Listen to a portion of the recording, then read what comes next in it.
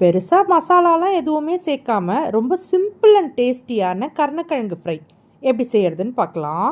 முதல்ல கருணக்கிழங்கை நல்லா தோல் சீவிட்டு 2-3 வாட்டி நல்லா வாஷ் பண்ணிவிடுங்க. ரொம்ப மெல்லிஸாக கட் பண்ணாமல் ஓரளவுக்கு கொஞ்சம் திக்காக கட் பண்ணி கொதிக்கிற தண்ணியில் கொஞ்சமாக மஞ்சள் தூள் போட்டு ஒரு 10 நிமிஷம் நல்லா கொதிக்க வச்சிங்கன்னா கருணக்கிழங்கு நல்லா சாஃப்ட் ஆகிடும். அதை தனியாக ஆற வச்சிடலாம். அடுத்து ஒரு பவுலில் காரத்துக்கு ஏற்ற மாதிரி மிளகாய்த்தூள், கொஞ்சமாக காஷ்மீரி சில்லி பவுடர், தேவையான அளவு உப்பு, திக்கான புளி பேஸ்ட் ஒரு 2-3 ஸ்பூன், கொஞ்சம் கருவேப்பிலை, 1 ஸ்பூன் நல்லெண்ணெய் சேர்த்து நல்லா கலந்துக்கலாம். நம்ம வேக வச்சிருக்க கருணக்கிழங்கை இந்த மசாலாவில் சேர்த்து எல்லா கருணக்கிழங்கும் நல்லா மேரினேட் ஆகிற அளவுக்கு மிக்ஸ் பண்ணி ஒரு 1 மணி நேரம் ரெஸ்டிங் டைம் கொடுத்துடலாம். அடுத்து பேன் இல்லைன்னா தோசை தவாவில் எண்ணெய் சேர்த்து நல்லா சூடானதும் நம்ம மேரினேட் பண்ணி வச்சிருக்க கருணக்கிழங்கை சேர்த்து 2 சைடும் நல்லா திருப்பி விட்டு கிறிஸ்பியாக ஃப்ரை பண்ணி எடுத்திங்கன்னா ரொம்ப டேஸ்டியான கருணக்கிழங்கு ஃப்ரை ரெடி. எந்த வெரைட்டி ரைஸோட வேணாலும் வச்சு சாப்பிட்ற மாதிரி ரொம்ப அட்டகாசமான டேஸ்ட்டில் இருக்கும். கண்டிப்பாக ஒரு வாட்டி ட்ரை பண்ணி பாருங்கள். நாளைக்கு வேற ஒரு ரெசிபியோட பார்க்கலாம்.